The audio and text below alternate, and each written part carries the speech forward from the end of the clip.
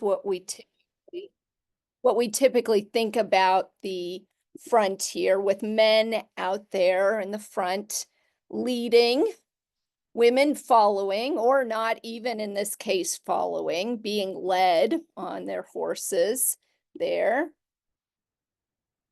Women, few in numbers, we imagine, on the frontier. Women remembered less as actors in their own right and more as people who were acted upon. If I could pick out one word to associate with the way we see women on the frontier, it would probably be vulnerable. I think that would be a good description of how they've been remembered. A myth has long prevailed that men were the protectors, they were the defenders. Women were docile, domestic, dependent, as one historian has described it. But this really was just that, a myth. I'm not, was that question for me, the reflection slides? I'm not sure. Okay, Wendy, okay, just wanted to make sure I didn't miss something. So men out there leading while women are being led. But I said this just a myth in a lot of ways. And you can imagine yourself thinking about women you know. You probably know plenty of strong-willed women. You might be one yourself, some of you in the group. And it's always struck me as I think about the frontier and thinking about women I myself know, if such and such would have lived in an earlier period, one of my sisters, for instance, if she had lived on the frontier, I don't think any social rules would have been enough to keep her meek and mild. And the historical accounts of women just don't resemble the women that I know. Even if women were very dutiful, they upheld their expected role, they holding on to tradition in such a time of upheaval, moving to the frontier with the demands that they placed on people.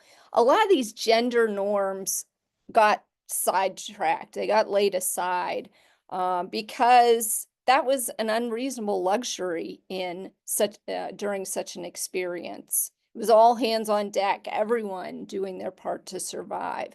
And so women's story, I think we need to remember, more complicated than what we're typically led to believe. The idea, though, that it was a man's world on the frontier, there was some validity to that. You had, at least in the Trans-Appalachian West's early years, the Ohio Valley, a battleground. This was a land that was being fought over, warfare prevailing. Mid-18th century, you have world empires, the French and the British and others, fighting over the Ohio Valley. You also had Native Americans who were battling for control of it. So this is a very male pursuit. And once the British secured control of this area following the French and Indian War, it would remain a very manly man kind of place, because following that war, the king drawing a proclamation line down the crest of the mountains saying, your white settlers will not go past this line. But that arbitrary line doesn't keep people out. And in fact, men who are streaming in following the game, known as long hunters, again adding to this very male, masculine the identity or image that we have of the West. Long hunters, men who left home for months at a time. They are seeking wealth, a lot of adventure along the way. Buckskins are what they're after, and they literally are going for the bucks, and that word coming from these early hunters. It wasn't until the 1770s that Kentucky opens up for settlement. But soon after this, throughout that decade, the next several decades, people running mad for Kentucky, streaming in to this new area.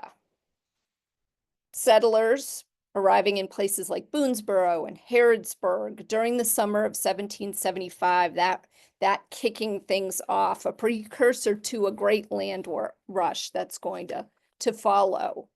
Men still heavily outnumbering women in these early years, outnumbering them probably about 4-1 in most places.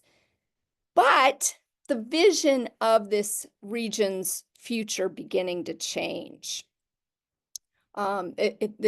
This area and its future implications starting to come into focus, a future that would involve families, not just men, a shift from what some have described as extractive colonialism, taking out the resources, especially the furs, part of that extraction process, now switching over to a framework that focused more on settler colonialism, moving people in, coming in, putting down roots, building homes and communities with families as the backbone of this future.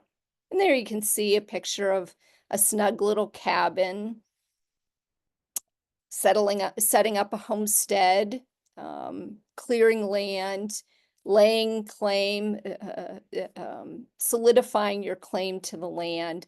But a more domestic vision for what the future of the area would hold.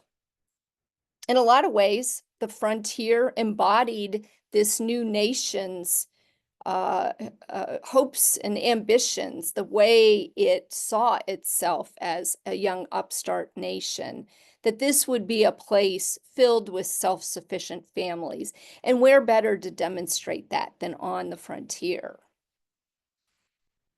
Expectations that men were the protectors and that women were the ones to be protected were not realistic, though, when danger lurked at every turn. And here we see, this looks like a safe little clearing, but the risk is great here in Kentucky's early years. Not just risk of native retaliation as people were encroaching on their land. That was certainly one concern, but things like wild animals. You had wolves and panthers and bears and all kinds of things that could injure you. The weather, exposure, storms, river crossings, all of these things could easily take you out. So this was not a place that was for the faint of heart. Now, important to acknowledge at this point that not all men or women are coming west by choice, some of them coming against their will.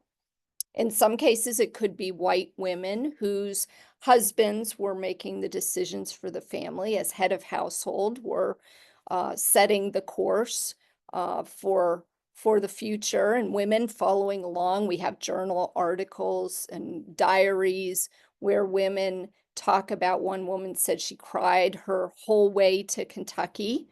So, I don't think she's probably doing this by choice. But, in some cases, it could have been women that were the ones itching to go, kind of egging their husbands on. Maybe family members were going, we should go too. I don't think we can assume that women are the reluctant ones in all cases. Now, we can say for certainty, though, that enslaved women are being brought against their will. They are not coming by choice. And the unfree labor they're providing, going to help build the West. Contributions we can see, for example, if we look at Boonesboro in its earliest years.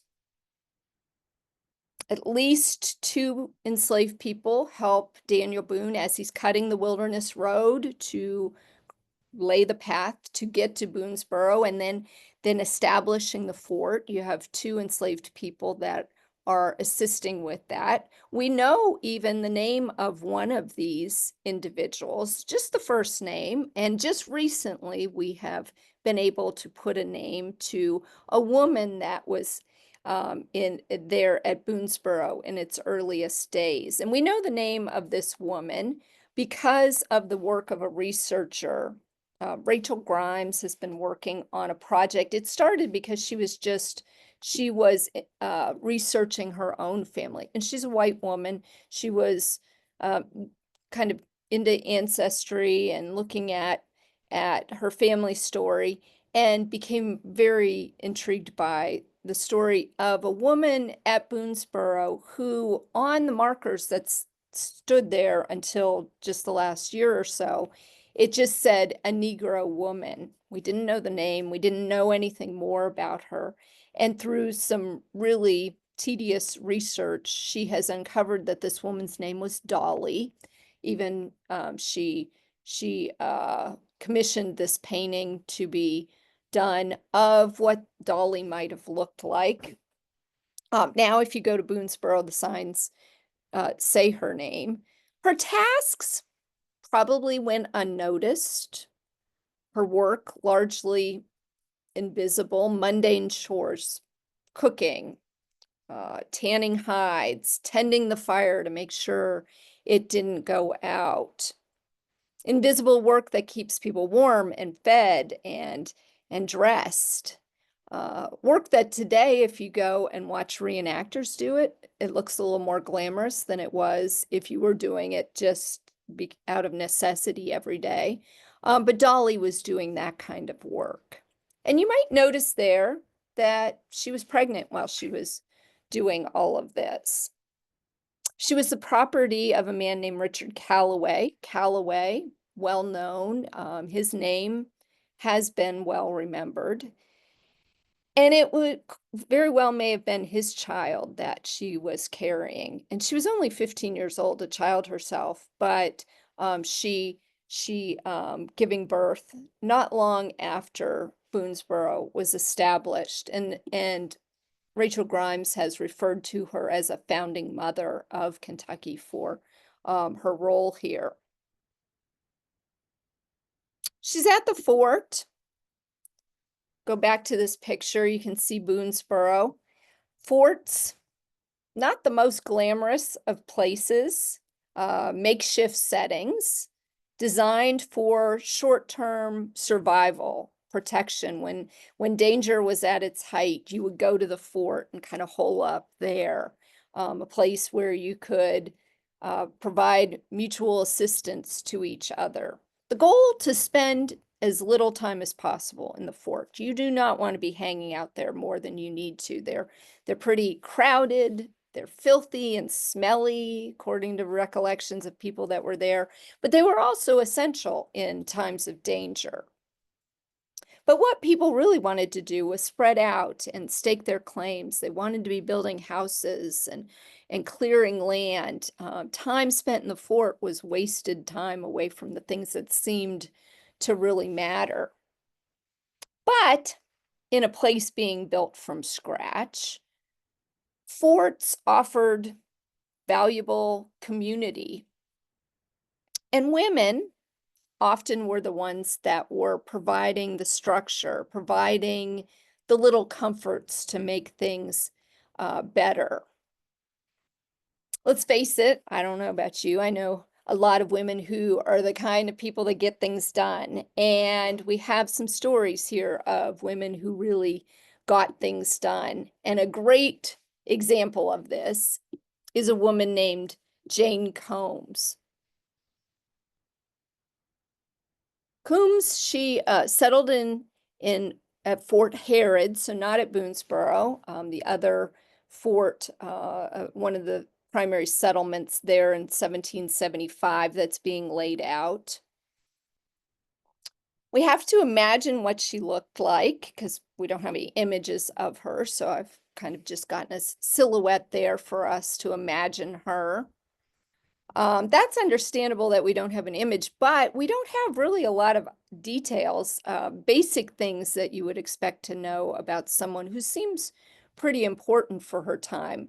For instance, we don't know where she was born. We don't know when she got married. We don't know how many children she raised. We don't even know if Jane was her name that she went by. Some people have also referred to her as Frances.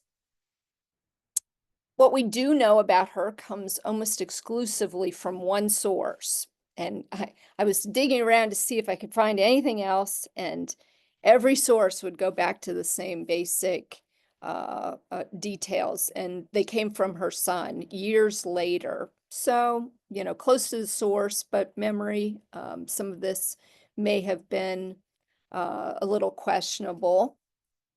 We know she arrived in Kentucky by way of first Maryland and then Virginia as a stopover. And she came with a large group of Catholics, which there were a lot of Catholic settlers coming into Kentucky, her family part of this group. We know that she arrived in Kentucky in the summer of 1775, accompanying her husband, William. And they didn't go right to Fort Herod. They made a stop first at Springs, Drennan Springs by Frankfort. They kind of were resupplying, had to lay in some provisions. The men went out to hunt, and and Jane Coombs decided that she was going to make salt. I'm not sure how much experience she had in making salt, although it was a standard necessity. A household needed salt. And so she's taking care of that while the men are away.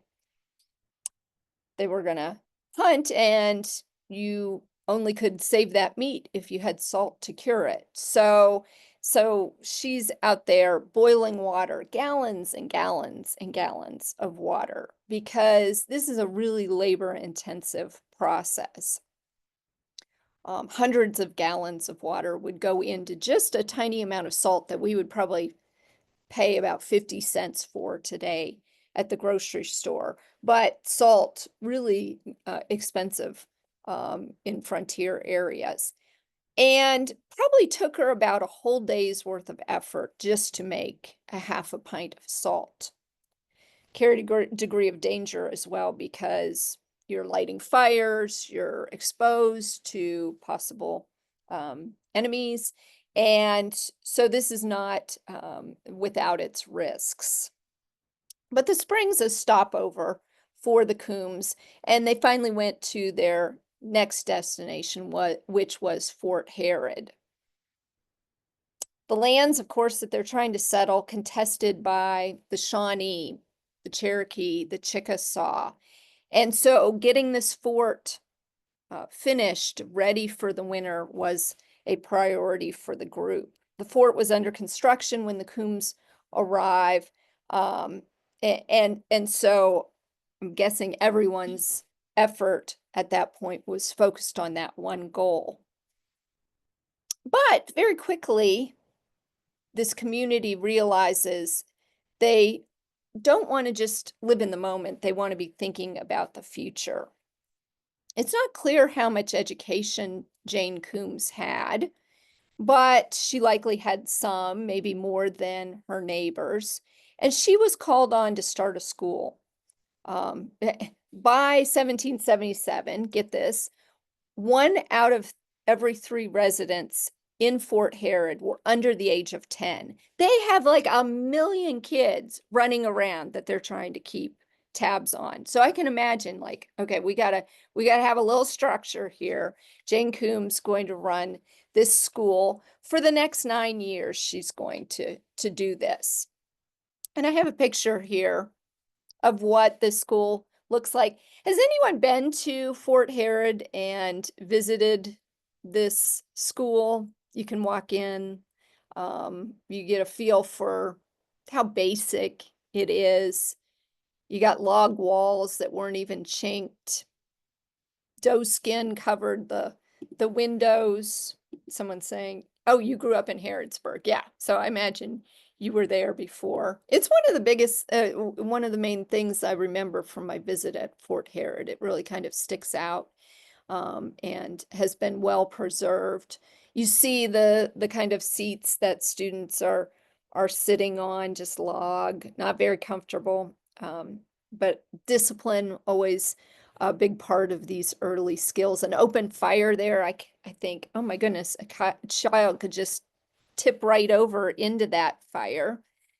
Um, Jane Coombs paid for her work, but only through barter. People were giving her tobacco, meat, as payment. I guess probably the feeling of accomplishment. That's always part of teachers' compensation, right? That she feels like she's accomplishing something here. She becomes legendary, remembered as the first school teacher in Kentucky. If that wasn't enough, Jane Coombs, other things that she's remembered for, I said she was a salt maker, she's a teacher. She was also a healer, credited with being the first woman in Kentucky to practice medicine. She had apprenticed with a doctor at Fort Herod, and apparently was quite good at it. She had a very strong resolve in the face of some terrible situations. If you needed a bullet dug out of a wound, she would do it for you. Apparently, she'd created this table where she could strap down patients because, you don't have any anesthesia in this period. In one case, someone had a really nasty infection, and so she poured boiling wax into it to burn away the infection on this table where she had someone locked down. So that another part of her contribution. The Coombs family, they're eventually going to move on to the Bardstown area. A lot of these Catholics that are coming settle in that area. Documentation, though, like I said, we don't have hardly any details about Jane Coombs. And I think a lot of this some of it may be exaggerated. Her son remembering his mother in very, and a lot of admiration. But I can absolutely see a resourceful woman doing these things. When there's a need, she's stepping up, she's fulfilling those and filling those needs. But despite inspiring stories like Jane Coombs, early written histories of the frontier say very, very little or nothing in the case of Jane Coombs about these women. We can take an example from Humphrey Marshall. He wrote one of the first histories of Kentucky. It was written in 1812. And if we look through that for examples of women who show up, you don't have Jane Coombs. She's not there.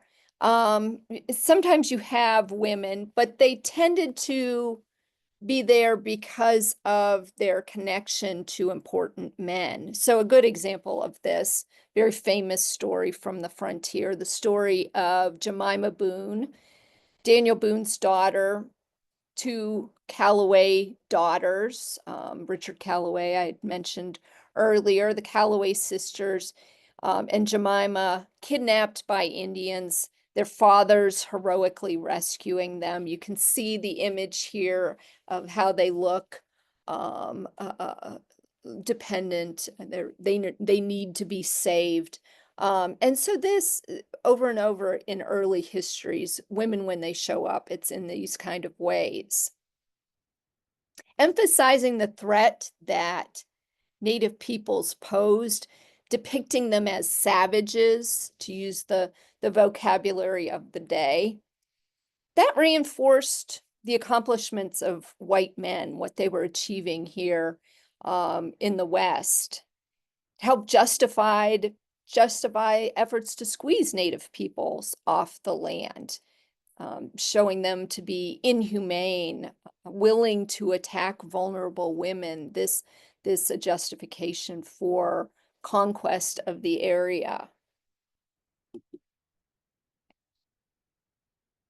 Women's stories became the subject of a genre of literature that we call captivity narratives.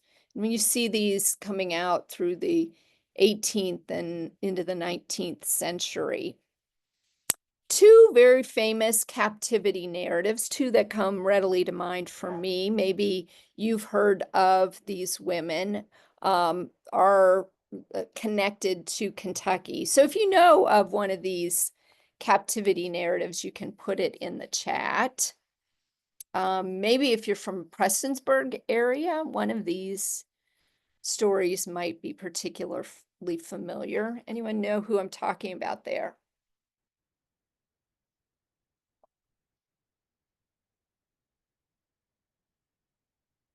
The one from Prestonsburg, um, there you have Jenny Wiley, her story, and for years, I think they still run that in the summer where you can watch a reenactment, and her story being told. I'm not going to focus as much on Jenny Wiley, although there's a lot of parallels between these two women's stories. I want to tell you the story of Mary Draper Ingalls. Ingalls was living on the frontier with her husband, her family, an extended family, in an area that now is very close to Blacksburg, Virginia. So the western part of Virginia. And this is July of 1755. So the French and Indian War is going on. The family thought they had good relations with natives who lived in the area, but some of the war's impact kind of led tensions to develop, and where they lived in this community attacked in 1755. As part of that, Mary Draper Ingalls is kidnapped along with two of her children, ages 4 and 2. Also, a sister-in-law was taken captive. Several members of the family were killed. But Ingalls, I guess, lucky to be dragged on a month-long journey to Lower Shawneetown. It's close to Chillicothe, Ohio today. When she got there, she separated from her sons. They were adopted out to an Indian family. And she's basically enslaved, used for her labor. They take her to Big Bone Lick, and there she's doing work and under the control of her captors. She's sewing, she's tanning hides, things that women making salt, the things women were often doing. She doesn't settle in, though. She's not thinking this is a long-term plan in her mind to stay here. She's thinking about how she's going to make her escape. And definitely by October, as winter's starting to set in, she thinks that it's now or never. She needs to get out of here. And she convinces another woman to make the journey with her. They're going to escape together, an older German woman, because you would want someone with you. That would be certainly better than braving the wilderness by yourself. And these two women, they slip away in late October. All that they have with them, 2 tomahawks, each of them have one, and they each have a blanket. That's all they carried with them. No food, nothing. They're making their escape. And it turns out getting away, that was the easy part. They weren't pursued. It seems like the Indians thought that maybe they'd been eaten by wild animals, or that something else they'd gotten lost in the wilderness, and they kind of just let them go. But they had to make a 500-mile trek to return home, and that's what they attempt to do. These two women in the wilderness. Now, they don't have GPS. I'm like the most directionally challenged person on the planet. But what they have is rivers to follow, and that's what they're going to do. They're way back, marked by a series of rivers, first the Ohio River, then the Kanawha, and then the new river that they're following to get back to Western Virginia. Following the rivers, though, that comes with its own dangers because it means that you're more likely to encounter native enemies. But they take this river path. They're not lighting a fire at night. They didn't know that their captors weren't following them. They have to find food, and that late in the season, you can't depend on berries or anything like that. So nuts, they probably did have a few grapes that they were able to find. Frogs, there you go, cooking up some frogs, or finding just wild animals that either their carcasses had been left, whatever they could scavenge. They did find a little bit of corn in a cabin, they stole it. But for the most part, they're awfully hungry. Another challenge, they're going to have to cross close to, I think it was like 145 rivers, streams, and creeks. So they had to have been soaking wet all the time. And I don't like to be cold and wet, and so that alone sounds pretty awful. Often they would have to walk more than a day out of their way just to find a river crossing, because these are big rivers in a lot of cases. Neither of the women can swim, so they're having to go way out of their way. They're walking about 21 miles a day on average when the terrain is nice and flat and easy. More like 11 miles when it was on average when it was more rocky gorges, steep river banks. They're traipsing through it all. When they were about halfway home, the German woman, she just kind of snapped. Some people have said she was probably starved. That drove her crazy.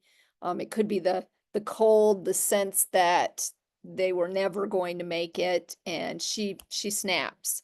And she turns on her companion, on Mary Draper Engels.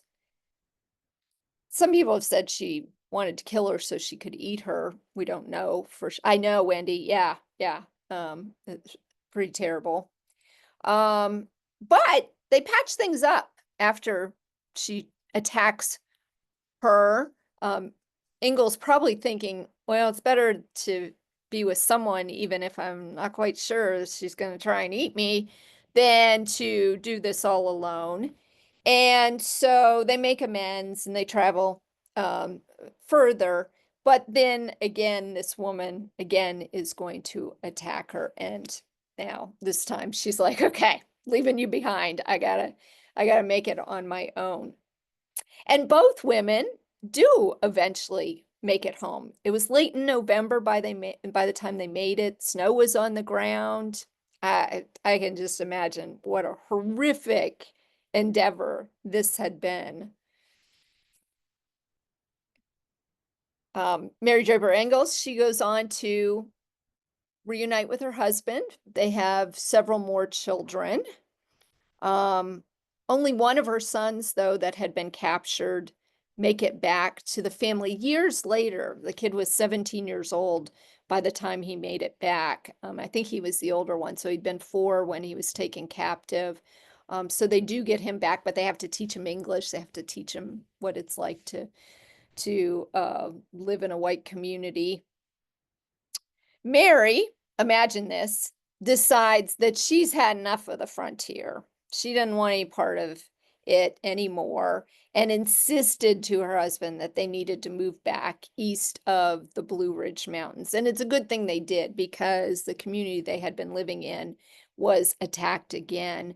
Mary Draper Ingalls, though, going to live into her 80s. The National Park Service calling hers one of the great stories of survival and endurance in American history. And I have to agree with that. She is one tough woman, for sure. Dr. Goan, we have a really interesting question. I think there's several Yeah. wondering. Oh, I'm sorry. I was No, no, like no. so into the story. Yeah, no, I think everyone Yeah. is as well. But there's several wonderings, Oh, and they're wondering if Mary that you told us about is similar to Laura Ingalls from the Little House on the Prairie. Is there any yeah. connection there that you There know? is no connection there. But if you've read those books, you know that Ma Ingalls says the only good Indian is a dead Indian. So you see these captivity narratives, the um, ideas about the West and women's vulnerability that really factor in there to Laura Ingalls Wilder's writings. I think you can see a lot of commonality, but no connection in terms of, yeah, the people involved. Okay, so that was a good story. Here's another one for you. This is going to make your blood run cold when I said, like, kind of brace yourself. Here it's coming. This one about a woman named Peggy Chenoweth. And she's coming to Kentucky a little later in the 1780s, 1789, to be specific. Her husband, the family, they had settled in the Louisville area, now what is Middletown. And they had a homestead there. Their home attacked by Shawnee. And I'm going to let her son tell the story. It seems like sons always were writing their mother's stories years later. But Peggy Chenoweth talking about what happened when the settlement was attacked. So Peggy trying to escape, running, and shot with that arrow between her shoulder blades. And then being stepped on as someone's pulling that arrow out. I mean, this is like terrible stuff, but it gets worse from there because then she pretended to be dead, hoping that would somehow save her, and was scalped, living to experience this. And you see him describing the horror of this. One source I was looking at said that when her scalp was ripped off, it sounded like a sneeze. So there you can like visualize it. You can imagine the sound of it, maybe even the smell of it. 6 people total killed in this attack, 7 injured. And for the rest of her life, Peggy Chenoweth has no hair. And she is a walking reminder of the dangers of the frontier for years to come. She wore a knitted cap that she wore to cover her bald head. But the trauma of the frontier, uh, uh, Craig Friend, a historian, has really written about this and how that trauma just it sort of is encoded in the genes of the people that lived in these early years and shaped the way slavery works in the state. He sees this as a really important factor, the trauma that continues to be felt many years after this. So these stories, though, really hard to piece together. Like I said, you can find one source that then every other secondary source relies on. Now, in the early 20th century, women trying to remedy this omission, heritage groups like the Daughters of American Revolution, the Daughters of Colonial Wars, going out and memorializing women's contributions. And you see an example here of a spring located at Bryan Station here in Lexington, where I am.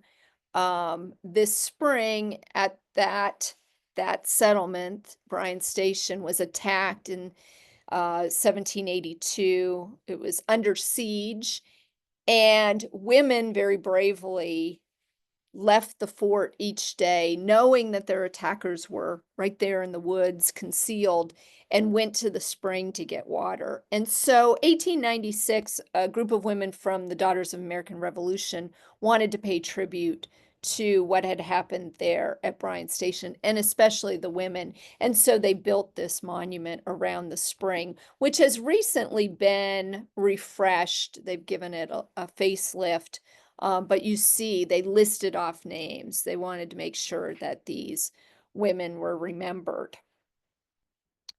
Another example of this kind of memorializing that's going on in the early 20th century. This is in the 1930s, August of 1933. And I'll give you a chance here to read this.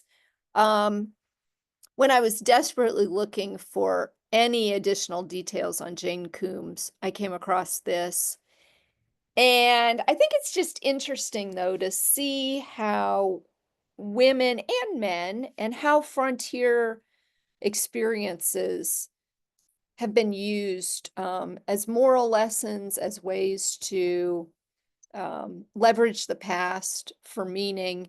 And you can see here Jane Coombs taking the little children under her wing. I've highlighted a couple of my favorite passages there. Um, refused to let herself be beguiled by the dangers around her, a sense of duty, growing up in the wilderness. And this idea that she's there teaching the children every day, even as her husband may be brutally being attacked and scalped right there at that very moment. But reinforcing in a lot of ways women's vulnerability, even as these groups are trying to restore them to the historical record.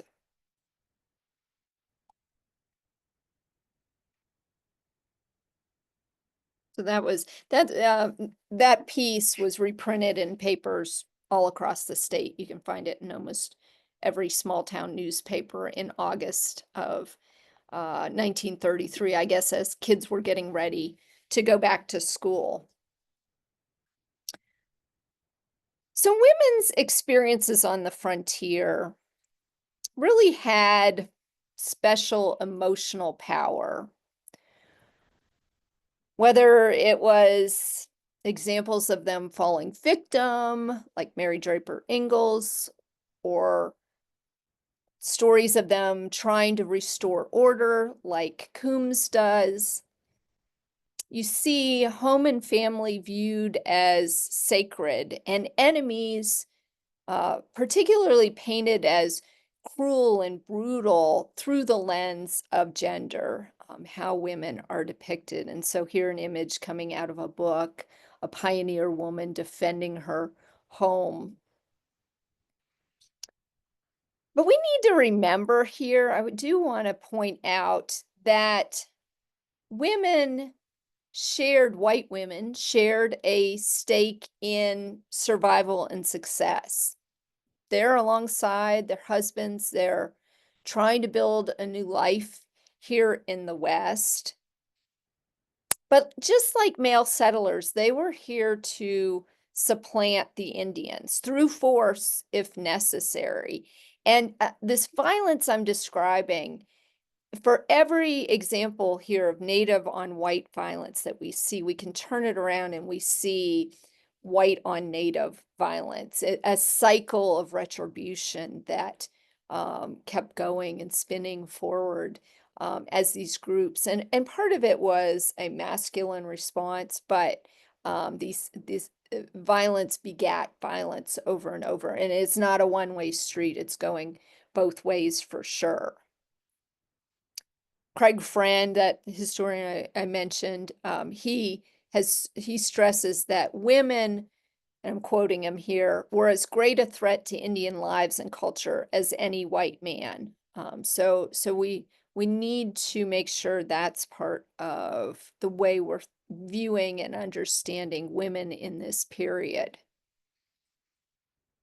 But even our best efforts to recover women's stories feels lacking. And maybe it's because I do 20th century history, is that's where my research is. I'm not used to the little tiny scraps being all that I have to work with. And some of the scraps we have questionable in their accuracy. It requires a lot of imagination here to think about this period and women's roles. We got to read against the grain of sources to even start to get a sense of the experience that they have in the role that they're playing. So I have a couple questions. Like I always ask students, do you see yourself on the frontier? Can you imagine, would you have been one of these people? Would you have been Peggy Chenoweth or Mrs. Coombs? Is this something that you see yourself in? So if anyone wants to share, that's just something I'm always curious about because I would not be there. No way. You'd have to drag me. I would have been that woman crying the whole way there. But usually I have students say, no, I could see myself. I think I would have gone for it. Wiley, no, nope, not happening. Not even the adventure.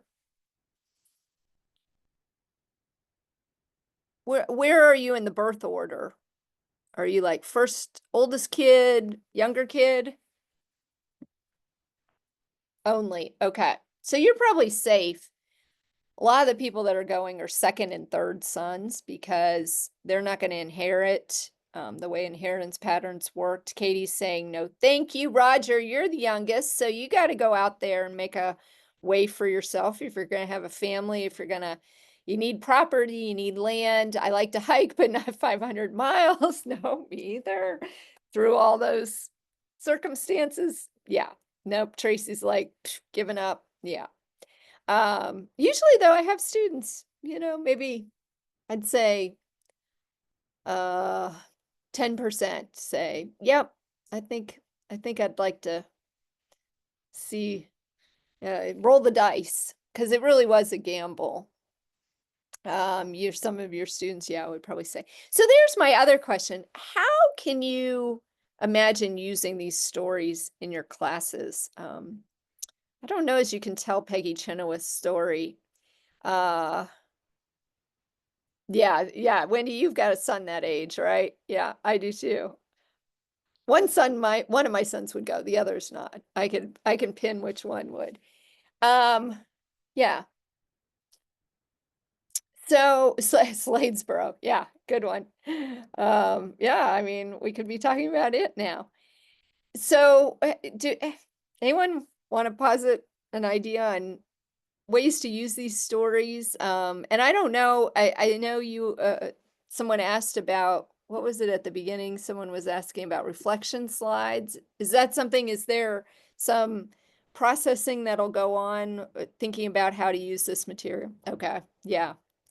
Um, some of these stories are great stories, but they're, some of them are a little gruesome too. Yeah. Okay. Social emotional learning. Yeah, for sure. Yeah. Yeah. Mary Draper Ingalls. There's a great one. Never giving up. Even when you can't swim and you have to cross 140 rivers. Okay, yeah, looking at historical figures for the lessons that they can offer us. Um, yeah, definitely intrigue students, I think.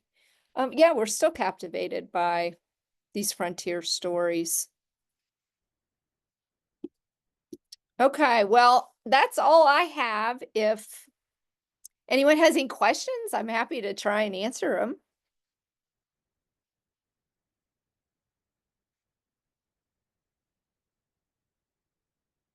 If not, I guess we go and enjoy the spring weather, right? And be Dr. grateful that, Yeah, yeah. I think listen, this was an awesome session. I think you totally hit the bar on what we were looking for. Oh, good, good. Yeah, this is wonderful. Giving us people that we can actually, those stories that we can take away. Roger said, yeah, good sources, because he teaches this era. Yeah, and I think that's what we're looking for. You've given us the hook to kind Okay. of captivate our students, and just enough that, we can take and, like you said, go back and start exploring other things. There were so many, I was taking down so many notes that I forgot to use. We've got this nice little new note taking catcher. I was taking notes Oh, with my paper and I forgot to do notes online. So I'm gonna have to transfer some notes online because there was just so many. But I think, like my big takeaway is that just those snapshots throughout history. Like I think it was Brooke that was saying, like, perseverance. yeah. We all knew that it was hard to get here and to settle in Kentucky. And sometimes you lose sight of just how hard, like, traipsing through, many, many rivers, and that being wet, and then what the women had to, persevere, even like you said, violence begets violence. You, Yeah. you, you think about that, and then it kind of puts all of that into perspective. And then I really like how you frame that of, the women had just as much to fight for the success of their settlement as well. Because you think Yeah. about, you just, that gives us a whole new frame of reference for that. Yeah, and, in the 1960s and 70s when social history was, on the rise, when people were starting to notice women's stories more, the West was often framed in terms of women who were kind of being dragged along, and then the frontier giving them a chance to really prove themselves. It was kind of an empowering experience, but they were less the decision makers and more the followers. And I don't think that's the case. I think these decisions, I don't think it matters what time period it is. Women were having their influence in the decision making, and so seeing them just as helpless victims is not realistic. Yeah. This was so fantastic. And this is going to help us when we start on some of our mini immersion trips that I will be sending out some details on. And I know Dr. Goan is going to be going with us on some of those as well. So we have talked her into it. And so I'm really excited to start sharing some of those with you all as well. I know, yeah, Tris. So we've got lots of goodies coming your way, lots of special treats for you. Thank you all for being such an amazing group. I say that every single time, but you all truly do show up. This group, we can count on. You all are, I say this all the time, you all are small, but you are mighty. So if you've not signed up for the Saturday session, where we're going, our first one is where we're going to go to the Kentucky Historical Society this Saturday, and we're going to be making our own DBQ sessions, our DBQ information that fits your content in history. So we'll learn from Amali Kent from DBQ, and then we're also going to be talking with the curators and the archivists at Kentucky Historical Society. So super exciting session this Saturday. So, yay. Oh, good, Julie. Yay. I know. I'm so excited. We've got so much going on. It's good stuff. So good. Yay. Yay. Thanks, Oh, everyone. well, Good to Donna meet will you take if I notes. haven't already. Yes. Yes. I'm so excited. So thank you all. Have a great evening. I go out and get a quick walk in before dinner, maybe, because this weather is beautiful. Thank you, Dr. Goan. Good to you. Sure. Hey, Dr. Goan, can I ask a quick question? Yeah, sure. Maybe not, you may not have time today, but I teach fifth grade in Kentucky. It's from colonization through the Constitution. And Okay. my girls, and I've dug and done some research on my own, but my girls